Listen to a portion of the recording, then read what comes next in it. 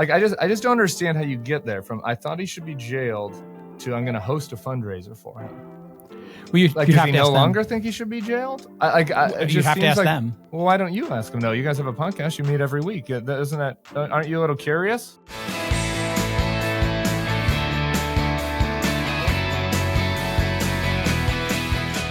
Hey, y'all. I had a little special bonus interview with Jason Calacanis. For those of you that don't know him, he is a massive angel investor, a big early investor in Uber, and he has this podcast called the All In Podcast with co-host David Sacks, Chamath Palihapitiya, and David Freeberg. Jason's kind of like the squishy centrist on this podcast. Sacks and Chamath have gone all in with Trump. I posted a video, which you'll get to hear on this episode on Twitter, of the four of them talking after January 6th, and they all sounded quite a bit like the Bulwark podcast. And Jason was the one who wanted to defend himself and defend his honor and say he hasn't changed his views on all of that. And so I invited him on, and we wanted to have a wide-ranging conversation that got a little bit into his view of politics and the Silicon Valley view of politics, as well as a couple of burning questions I have about Silicon Valley. It went way longer than I thought, in part because Jason took the mic and started asking me questions. And so rather than try to shoehorn it into our existing daily podcast, we just wanted to put it out as a bonus. And for those of you who cannot stomach listening to somebody that is on the fence between Kamala Harris and Donald Trump, you can maybe skip this one. But for the rest of us, I think it was a very interesting exchange that shed a lot of light on these tech bros who are getting weak in the knees for Donald Trump and why that is. And I think that some of Jason's answers and some of his non-answers were pretty revealing on that front. So I hope you enjoy it. Once again, his name is Jason Calacanis, at Jason on Twitter. So if you have positive or negative reviews, you can reach him there. Up next, Jason. All right, I'm here with Jason Calacanis. I must just say to start, we didn't have to do this. J-Cal, they call him, over in the All In podcast. I, took a little swipe at the All In boys, at some of his besties, his podcast co-hosts on Twitter, and Jason engaged in good faith. And so let's do this. Let's hash it out. And I'm grateful that he did it. So here he is on the Bulwark podcast, a little crossover. How you doing, Jason? I'm well, and I appreciate you pulling up the clip from, was it episode 16 or something, 4 years ago, and it was our reaction to January 6th. I hadn't seen it since then, so it was great. The edit was a little dicey, but overall, I thought it's great that you linked to it, because it is good to see how people's opinions have changed over time about that day. Yeah, I want to. We'll get to that on the January 6th. Let's we don't need to start with old Trump. We'll talk about a few other things. I was actually an early, I don't think episode 16 early, but pretty early listener of All In, because I was mostly interested in. I just am looking for ways to consume information outside of my little bubble, right? And so kind of learning about tech stuff. You guys all went to VCs, and you're an angel investor, and so I was learning things about kind of what was happening in the tech world that I wasn't getting from my other media. And then David Sacks made the whole podcast about politics, so I've started to tune out lately, I have to admit. But you don't have to comment on that if you don't want. The balance has shifted I'm not a politics guy, and so I find it, it's actually very educational for me, because we have a very first principled thing in Silicon Valley, right? We like to go to first principles. We like to, argue both sides. We like to steel man stuff. Yeah. And then it comes to politics, people become incredibly partisan, and that kind of goes away. So it's been interesting to watch my friends, David included, who really care, who are partisans, and then Reid, Hoffman on the other side, and Mark Cuban, who I've been friends with both those guys for a long time, over 20 years. So watching this civil war in Silicon Valley as a moderate independent from New York, who's voted, I would say I voted Democratic 2 out of 3 elections, and, voted for Pataki, Giuliani. When you live in New York, you don't really have much choices. My people, the rhinos, back when Giuliani was a rhino. Yeah, exactly. And he was a great mayor. But anyway, I'm kind of independent, socially liberal, and fiscally conservative, and kind of and I don't know where I fit in the spectrum anymore. But it's been really fascinating to watch what's happened in Silicon Valley, where you generally were quiet about your politics because it didn't help business. And in fact, it hurt business, to pick a side. And generally it's 95% left-leaning Democrats, and that's changed radically. Yeah. Yeah. So for people who don't know, just give us a real quick Reader's Digest on the show. And we've got some listeners probably just don't care about tech news, don't follow it, so might have no idea who you are. So what's the 14 years ago, I started. I'm a former journalist, publisher from New York. I did a magazine in the 90s called Silicon Alley Reporter. I did a blog company I sold to AOL, which did Engadget, Autoblog, and competed heads up against Nick Denton and Gawker. Made a bunch of money selling that. I became an angel investor in startup companies. And when I did that, I started a podcast 14 years ago, and I've done 2,000 episodes of something called This Week in Startups, just about startups. And then two of my frequent guests and friends, David Sacks and Chamath Palihapitiya, who are capital allocators as well and entrepreneurs, we created this new podcast during COVID because we couldn't see each other called All In, just a Zoom. I named it All In after, the fact that we used to play poker every Thursdays, and during COVID we couldn't. So it was just a way for us to chew the fat, and it became extremely popular, extremely fast. And now when the episode comes out on the weekends, if you were to look at the like Apple charts or something, it sometimes breaks the top 10 episodes, typically the top 20 episodes. It's once a week. We've done 199 episodes. There's a conference that goes with it called All In Summit. And we've been doing that for 3 years. And this year was kind of a high watermark for both the pod and for the event, in that Trump came on, JD Vance came to the event, Elon was at the event, Sergey Brin was at the event, Travis from Uber was at the event. So it's if you were in the tech business, you would listen every week. If you're not in the tech business or finance business, you might have heard about it, but probably not. Yeah. And the flashpoint, I guess, for the pod this year, and as I said, you said you had Trump on, but of your co-hosts, you mentioned two of them. You also have David, who's like Friedberg, Friedberg, scientist, and token lefty, though maybe not that left, but Sacks and Chamath both had a fundraiser for Trump earlier this year. Yeah, that was a big seminal moment, I think, in the history of Silicon Valley and politics, because if you were to actually come out in public support of Trump in Silicon Valley, that would be, I don't want to say career ending, but it would be damaging to your startup. You would lose employees. So during the, let's call it the hyper woke era of Silicon Valley, it was, Trump, like in New York, Trump was considered an existential threat to democracy, capitalism, America. And, he was so toxic that to even say you would vote for him was kind of crazy. Now, that doesn't mean people weren't voting for him, but you would never in 2016 or 2020 host a fundraiser for Trump. To your point, since you led us right there about this change, right? Like that something has changed, right? Where being for Trump would have been verboten and now it is not. I mean, that was, I guess, the fundamental point of the video that I'd put up, but that nothing has changed with Trump, right? Like Trump hasn't changed. I would agree with you that Trump hasn't changed. Yeah. I mean, I think there was a moment when people felt he was changing. Yeah. And I called that Trump 2.0 or All In Trump. Some people called it, because he had an appearance where he was fabulously normal on All In. Yeah.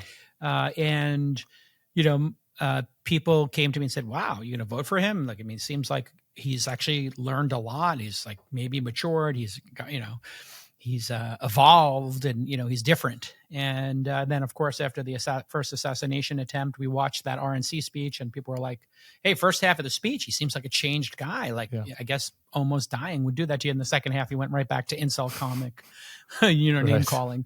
And so I think he should be up right now 10 points at least if he was that Trump 2.0.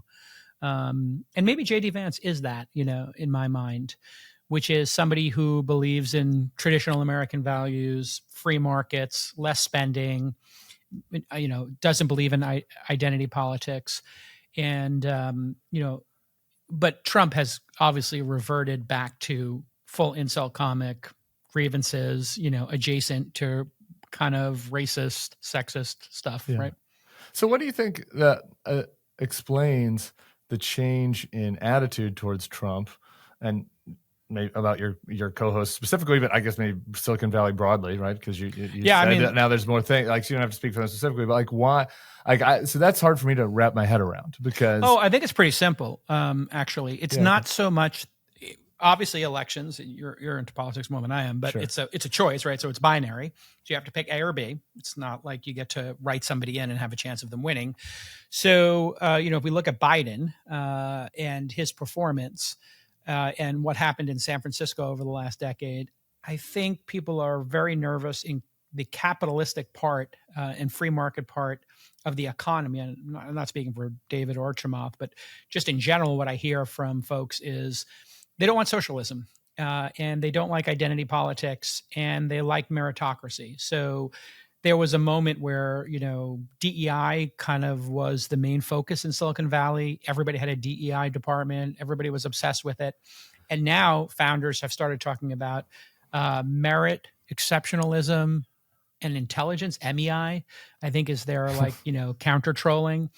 And so if you have Elizabeth Warren and Bernie Sanders attacking capitalism, success, that is how I think a lot of folks have been flipped by the Republicans. And if you look at Joe Rogan, Elon, Chamath, and a number of folks, they all voted for Biden. They all voted for Obama. They voted for Hillary. They, in some of these cases, ran fundraisers. And then that party then set a test, I think, a purity test for, people who are moderates and capitalists in the middle. And we all failed it.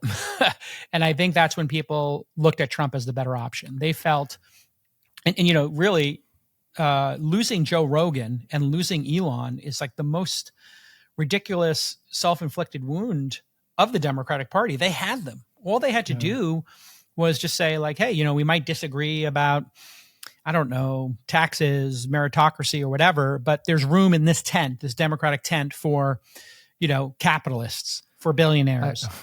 I guess and they kicked them out. That's the part I don't really get. I mean, Bernie Sanders and Elizabeth Warren lost in the Democratic primary to Joe Biden, who did not institute any type of socialism, who passed a lot of bipartisan bills, frankly, on the CHIPS Act and infrastructure type stuff. Yeah, no, I just think it's Elon the general liked. tone. I think it's the general tone of the Democratic Party is what people were picking up on. But Kamala is not running on DEI or socialism. I mean, her platform does not include anything related to socialism. There's no threats to social. There's no threats to capitalism. I dug Emhoff on the podcast last week, and he called himself a capitalist. Yeah, most people believe she's lying in her move to the center. Right, but well, even if you believed that, like her 2019 platform, even the most left version of herself, I think we can all agree, kind of the Democrats got caught up a little bit in the sort of lefty, wokeification, if you will, of the party during 2019. But like, she never ran on socialism. She never ran on socialism. Though. Like, I guess I think that's people's perception is that there is a hatred of entrepreneurship, and I'm not saying this is real. I'm just telling you the perception in Silicon Valley and amongst. I mean, her brother-in-law works for Uber. What's that? Her brother-in-law works for Uber. Her husband was a Tim, corporate you're making lawyer. You're making a great counter case. I'm just telling you. You asked me how it happened. Okay, sure. This is how it happened. You don't invite Elon to the EV summit. That's kind of like not inviting Michael Jordan to the All-Star game. Yeah, you kind of get the message loud and clear as entrepreneurs. You introduce a wealth tax. You put a tax on people selling their homes in LA or in San Francisco for over $5 million. And if people feel like you're constantly under attack for building and creating jobs, that was what the Democratic Party did to capitalists in their minds. I'm not saying it's true. You can make counter arguments for it. I'm telling you about the perception I hear from inside the room where people discuss these things. They feel like the Democratic Party is absolutely anti-capitalist.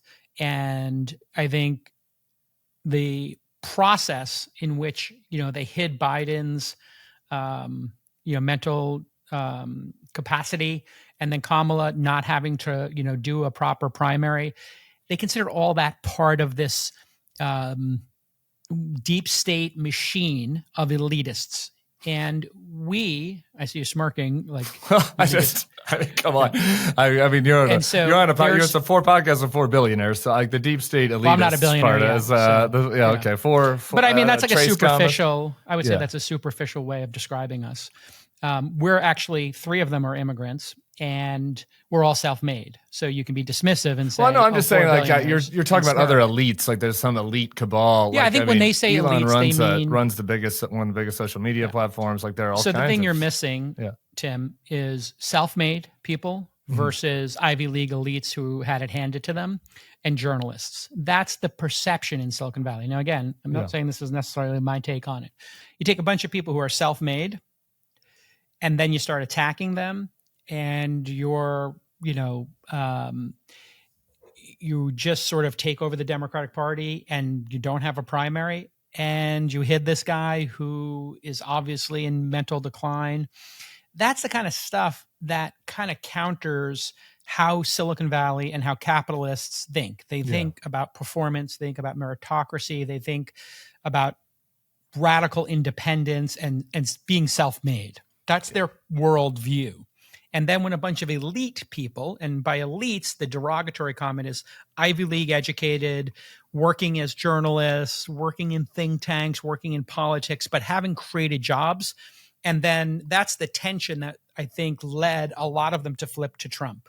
Yeah. And so that's the answer to your question. Why did they flip there? I think the Democratic Party and that elite machine kind of made them feel like, even though they were donating money, that they were hated. Does that make sense? No, I mean, no. And yes, it makes sense that they think that, but the argument doesn't make sense. I mean, Kamala went to Howard, and she hasn't attacked self-made people. I don't think her argument for her campaign is that she wants to have an opportunity economy. If you just look at her economic proposals, there's nothing in there that is when it comes to Kamala, that's a different story. They just think she's dumb.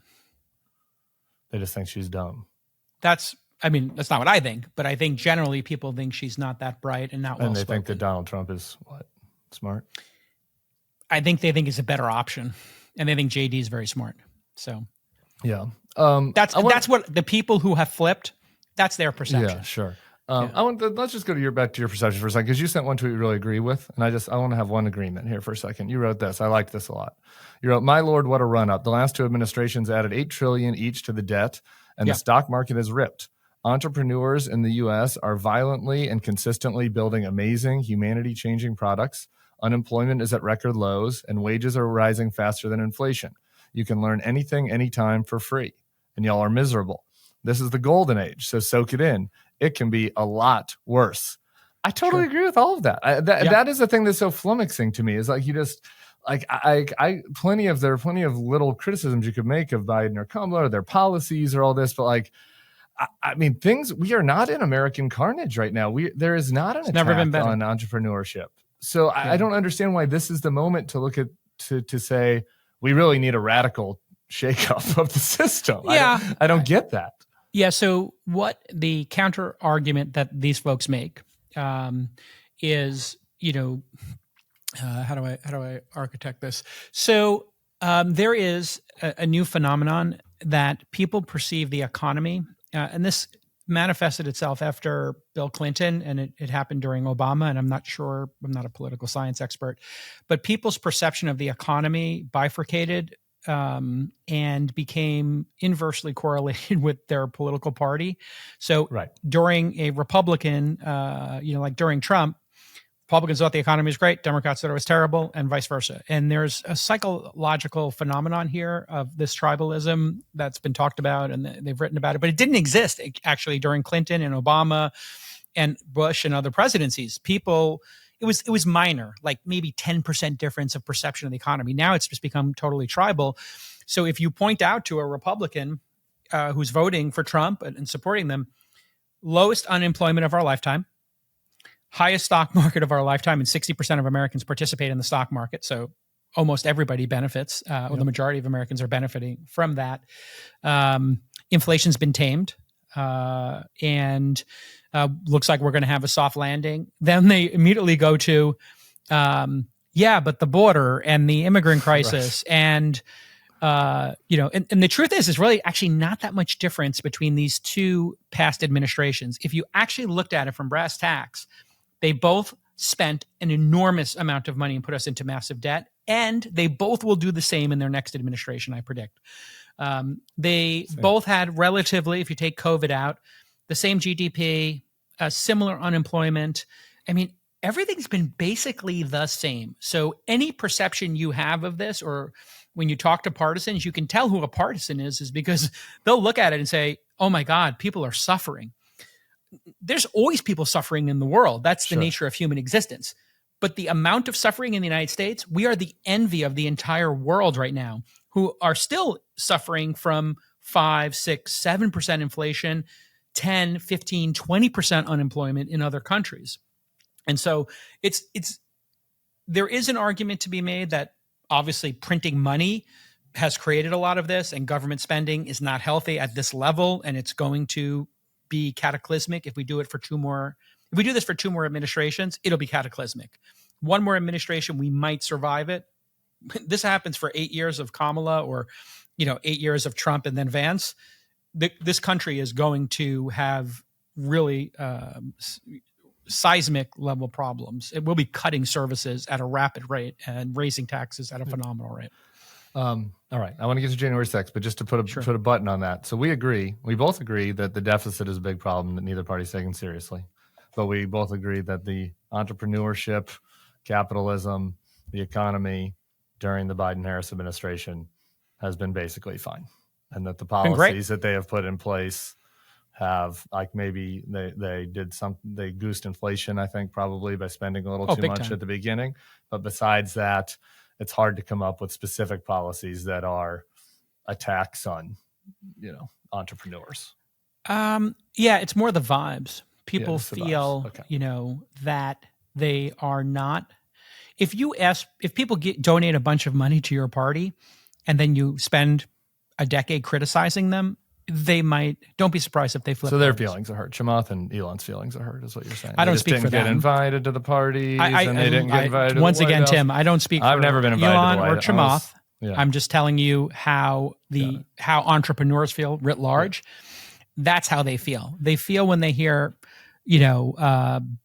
the Democratic Party, which, it does seem like their feelings were hurt, though. Chamath. I would say Bernie Sanders, Elizabeth Warren coming out and saying ban billionaires and all that rhetoric. Yeah. Yes, that is, and being anti-free markets and then the government spending is what I would say I hear most of all from people who've switched parties. That's what I hear most of all. All right, let's do January 6th really quick. Not really quick. It's impossible to do really quick, but we'll do it. And we'll do it in a way that you can feel that you have a full-throated context for your argument.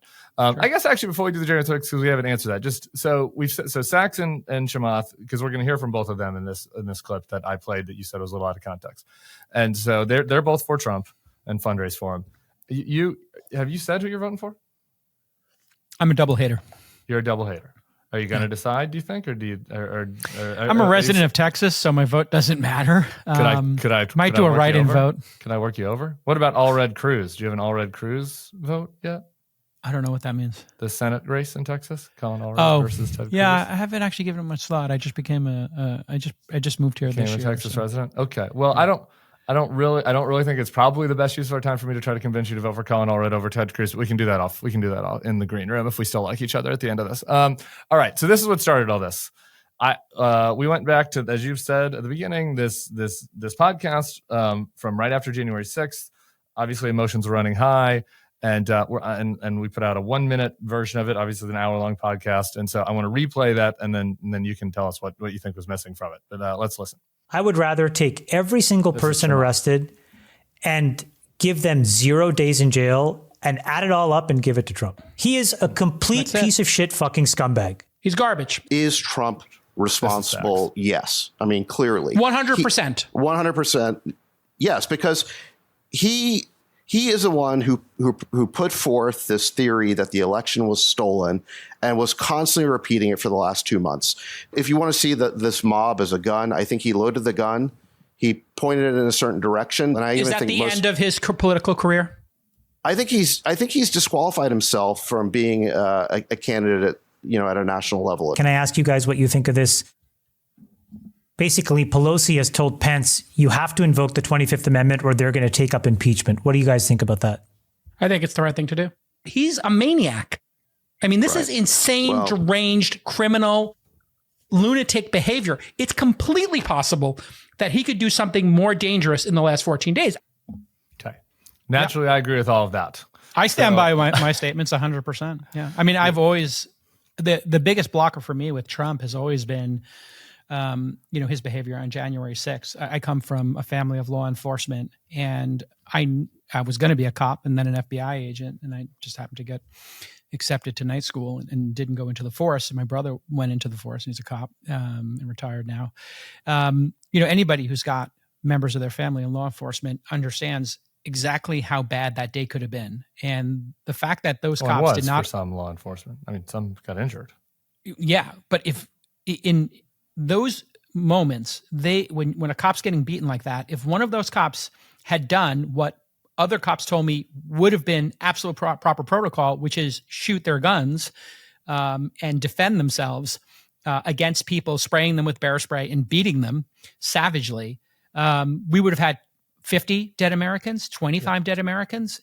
And I think that is the thing that anybody who is voting for Trump has to really deeply consider, is that he could do this again. And the fact that he didn't accept, the election results, and that they're still on about like the election wasn't, a clean election, despite them doing everything they could to fight it, and every lawsuit getting turned over by Trump judges half the time. And then Pence, his own vice president, saying like, you lost, bruh. That's it. It's over. And then his own family saying, hey, call off the hounds. You sent these people there. You said fight like hell.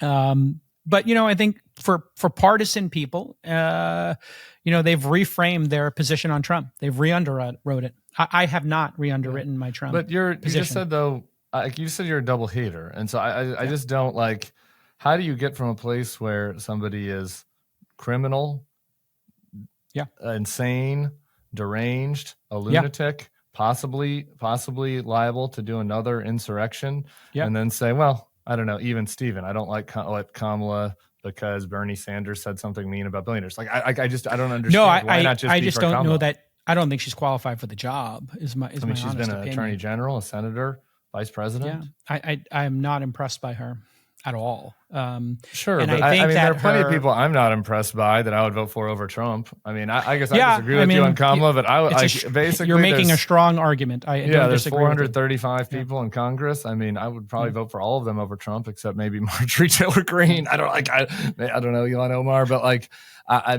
you could pick a random person out of the hat I would have over Trump. I don't understand how do you go from saying this person should be jailed, he's disqualified, he's a maniac, to being like, well, I don't know. Well, I'm not a fan of either person, and I'll probably do a write-in vote. But I don't think Trump's going to win, if I'm being honest. I think women who had their rights taken away by Roe v. Wade, which is my second major blocker with Trump, January 6th being number one, and overturning Roe v. Wade number two.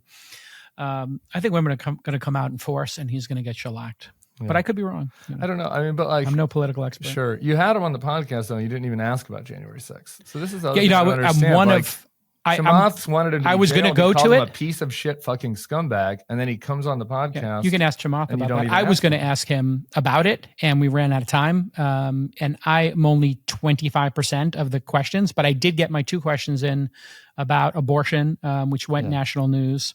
And visas and immigration, which went national news. So I had 3 questions I wanted to ask, and in my interview technique, was going to increasingly go with the more difficult ones. And then when we got to January 6th, they pulled the plug on it.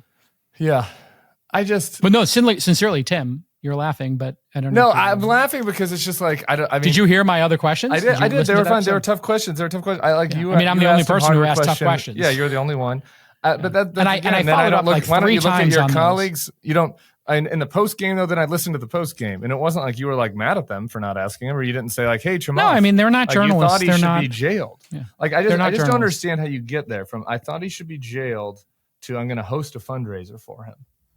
Well, does he no longer think he should be jailed? You have to ask them. Well, why don't you ask him though? You guys have a podcast. You meet every week, isn't that? Yeah, we've had the debate many times on it. Yeah, we've had. So the then, do you understand what changed? I mean, again, Trump. Chamath did a whole episode where he talked about his re-underwriting of it. So you can listen to that episode. Yeah, I'm saying, I'm here to talk about my opinion. Can't tell you about theirs. Yeah. Well, but your opinion is still neutral, though, which I'm struggling with. Like, I No. struggle with I how think a Trump's maniac- I think Trump's. Is Kamala an existential threat? I think if she spends a ton of money, I think they're both existential threats. If they spend another $8 trillion, yes. So you said you weren't a politics guy, so maybe I'm going to try to win you over here. Okay, go ahead. The Senate right now is 51 to 50, 51 to 49, excuse me. And Joe Manchin is one of the Democratic senators. He's not running again. So the Republicans are going to win that state. That's West Virginia. Yeah. So the Republicans have at least 50 senators. They're almost certainly going to win the Montana Senate race, which is John Tester. He's running. Nice guy. Lost a couple fingers, but it's just Montana's pretty red these days. And so the Republicans are going to have 51 Senate seats. There's nothing. I just don't understand. Like, if the threat to Trump is he might try another insurrection, he's going to mass deport people, he might unilaterally put in a tariff, and the threat to Kamala is she might spend a lot of money, but there's going to be a Republican Senate. It just seems like also like I think risk, you're a risk assessment guy, right? When you're deciding what to invest in, isn't like general risk analysis part of? Yeah, I think she's a bit of a neocon, and I think the one thing I do like about Trump, I will say, a neocon. Yeah, I think she will start wars, and I don't think she will be able to handle those geopolitical situations as well as Trump. This is the only thing I can say for Trump that I appreciate about him, is his ability to bond with dictators. And he does quite well with them, communicating with them, and he doesn't like to start wars.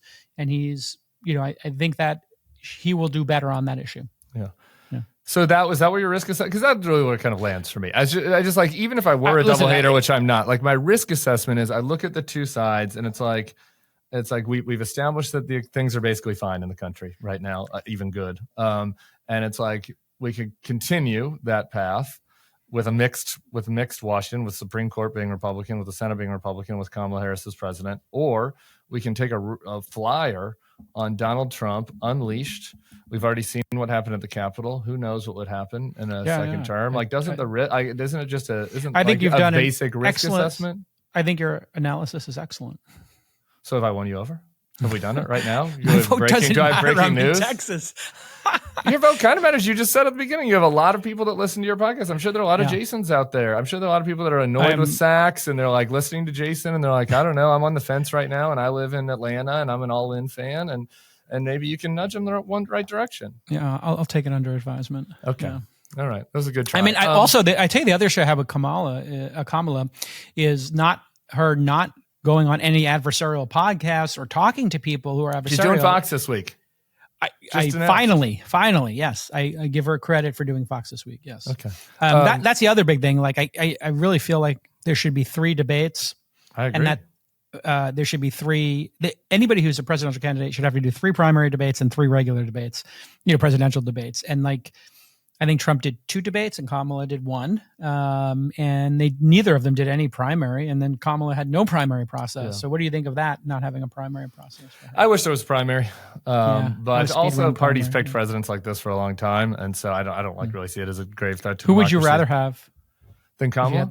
Instead of Kamala. I mean, Kamala's grown on me, to be honest. And I don't like, why? So why? Maybe part of the reason that you don't like her, the Kamala's a neocon thing. I feel like her foreign policy comments have all been directly in line with where I'm at, basically, on foreign policy. So she's grown on me in that sense. I thought her convention was really an appeal to the big middle and to kind of the American tradition, particularly when it comes to immigration and speaking about, kind of the diverse backgrounds of her and Tim Walz and giving people opportunity and protecting freedom. I just think all of her rhetoric. What do you think of Tim Walz?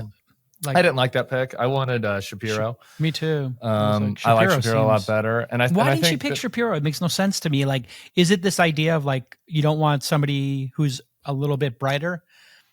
In terms of shining bright, not bright. Yeah. Intellect.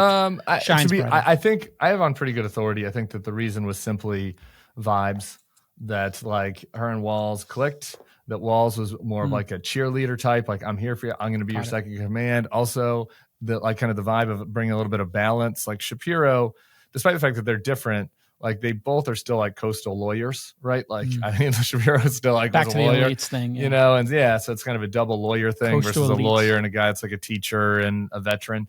So I just think that was really the reason why. But yeah, I don't. It would have been interesting to have a whole primary policy. I think that she's really like stepped up and exceeded expectations in the big moments in the debate at the convention speech. I mean, just to be candid, like back before it was all, my argument was just solely focused on beating Trump, and I was like, if we could move on from Biden and get a Shapiro and Whitmer situation where they both are popular in their home states and center left Democrats, that would be like the safest way to beat Trump. If she loses, why will she lose? And if Trump loses, why will he lose? I'm curious. That's a good question. If she loses, it will be in part totally out of her hands because globally incumbents have done horrible since COVID and inflation, despite the fact that, Republicans want to make this all about like America, like we've had actually the best inflation, and inflation hits people, particularly working class people, hard. And so we've seen incumbents lose all around the world. And I think that if she loses, it's because she loses with non-college, kind of middle and working class people that had traditionally been Democratic voters, and there's bleed there. Like, I don't think that there's going to be a ton of bleed among my people, like the center college educated folks. I kind of feel like your Silicon Valley people are a little bit of a weird outlier for some of the unique reasons we discussed, but I think like mostly they're super weird. Can confirm Silicon Valley people are weird. I think mostly the suburban types, and that Democrats have continued to do better with, will continue to do better with. So I think it would be a bleed among working class Hispanic voters. So I think that would be the reason why she'd lose. And I think it would have hurt that she would have had such a short runway to do a campaign. Yeah. And I think that Biden, unfortunately, will have some culpability with that. So I think those would be the main reasons. I guess I have a darker reason about what it says about the nature of our country, but I don't know. Maybe this podcast probably you think race probably isn't on the right race and gender, race or gender. Yeah. I mean, I just to my same perplexion, how perplexed I am asking you about how people could go for Trump a third time. I think if the country goes for Trump after seeing what happened on January 6th, it's hard to come up with a rationale. Yeah, it's so interesting how people who, had reactions where they're like, hey, this is terrible, have now reframed it in their minds as it was like an outing that got out of control and that Trump had nothing to do with it. And if you look at the Oath Keepers, we've had this debate many times online, the Oath Keepers came there explicitly to take over the Capitol, and they brought guns to the hotels around it. And those individuals are highly qualified in many cases, ex-military and ex-law enforcement individuals. And they could have they obviously would not have overturned the government, but man, you could have had a lot more than this being a riot that got out of control kind of situation. These guys, if Mark Milley would have been Michael Flynn, or imagine if instead of Brad Raffensperger in Georgia, Marjorie Taylor Greene was the Secretary of State and actually did try to find the votes. I mean, like there were so many catastrophic, and again, this just circles me back to the risk assessment. Like there were so many catastrophic potential outcomes. And it's like, I had a debate with Dan Crenshaw last week, and I use this analogy. I was like, it's like when I listen to Sacks, Schwartz, and some of these people who've come around and changed their views, and Dan for that matter, it's like saying that I got hammered at the bar. I drove 100 miles an hour from LA to Vegas to go gambling for the night. I spun out on the highway and flipped around 3 times and landed going straight and ended up in my hotel in Vegas. And meanwhile, my friend over here was like following the rules and got T-boned. And the lesson that I take away from that is that I should get hammered and drive 100 down the highway again. It's just just because we survived it doesn't mean it was okay. Yeah. Like it was wildly dangerous. What do you think of the lawfare? I'm curious. Accusations like this first case that they did against Trump, obviously with like election, the hush money case, and like kind of extending that one felt like to me the weakest of all the cases. It felt like a little bit like it was lawfare and political, whereas the other ones don't seem as much. And their claims, you feel like I agree. I mean, I agree that it was the weakest of all the cases. But again, like we have a system of, and I mean, John Edwards was charged with a similar thing and got off, and he was a Democrat. But as for the lawfare thing, this again, I know you don't speak for Chamath, but I want to go back to the podcast. He said that he wishes that all of the people that stormed the Capitol, we added up all of those sentences and gave them to Trump. That was a current Trump donor's view. It's like, I agree with that. It was Trump's fault. If there was anyone except Trump that had lost, including people I hate. Like if it was Ron DeSantis or Ted Cruz or Bernie Sanders that had lost, like they would have just conceded and there wouldn't have been a rally that day and nobody would have charged the Capitol. Like the only reason anyone is in jail is because Trump lied to them. Yeah. And so so then to say it's lawfare, I don't get that. Like it's Trump. It's obviously Trump's fault. It was plain that it was Trump's fault from the moment that it happened. So I'm in total agreement that he was culpable that day. I think if he had just said, we're going to go there and it's peaceful, be peaceful and don't fight like hell. And if he had actually not told the oath keepers. This is all takes us to like he lost clearly, right? There shouldn't have been a rally. He should have been working with the Biden team on the transition like every other president in history. Yeah. And they will bully you into saying that you're overreacting about January 6th. And that's what I face. I mean, constantly online, people are bullying me like, oh my God, there was just a guy in a shaman outfit. I'm like, yeah, the mentally ill guy in the shaman outfit is different than the guys who brought long guns to their hotel and then were acting in formation to breach the barriers, and a woman jumped through a window with a pistol in her face from a Secret Service agent who begged her not to jump through the window. And she decided she would breach that window with multiple guns trained on her saying, do not jump through that window. We will have to shoot you. And she still did it. I mean, you want to talk about Trump derangement syndrome? That's the definition of it. Amen, brother. Okay, we've gone too long. But you picked my brain about politics. I get to pick your brain about one thing that you're an expert on that I know nothing about. I was excited to see this when I was Googling you. You tweeted this last year about crypto. For a decade, I said most crypto projects were a scam, and I got brigaded with laser eyes saying, have fun being poor. As a non-Silicon Valley person, as a total neophyte on all of this stuff, I've tried to get into crypto. I've looked at it. I've considered it. I've had smart people talk to me about it. And everything that I look at, I'm just like, this is a scam. It's a fake. It's nothing. It creates no value, and I don't get it. So have you changed your view on that, or do you also share that view? It is when executed, it's 99% of the time a giant scam or incompetence. Or a combination of those two things, incompetent people running a scam, which is why it looks so weird.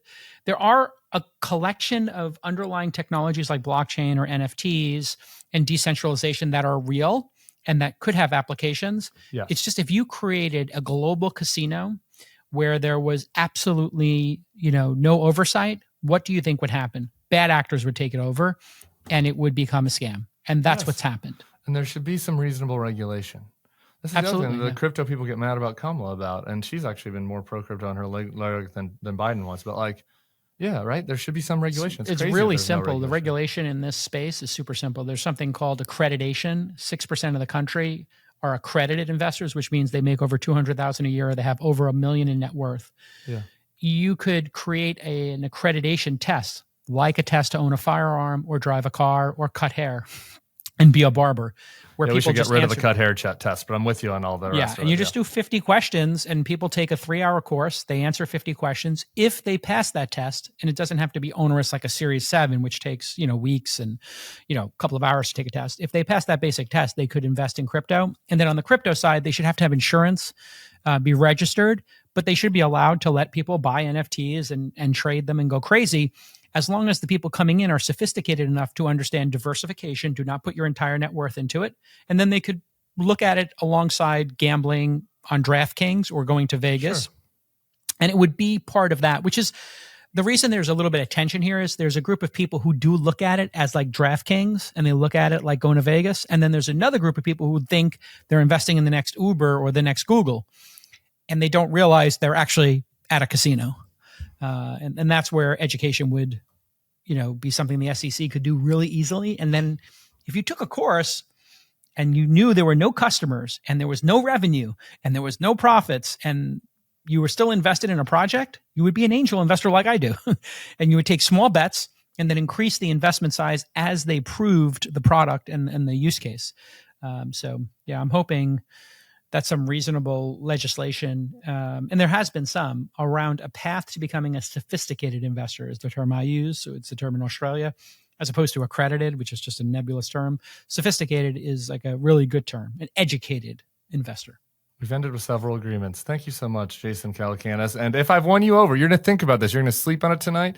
And if I've won you over, like we're not airing this podcast till tomorrow, I'd be happy to have breaking news that Jason has agreed with me and he's going to reluctantly vote for Kamala Harris. I would love to. I would love to be the person. I plan on announcing my vote on the all-in live stream. On election night. Okay, well, maybe you don't want to do it before. You'll feel a little guilt. A little guilt will come in place. You'll think about those cops. Everybody should make Capitol. their own decision. All right, we'll see you. Thank you so much, Jason. We'll talk to you soon, man.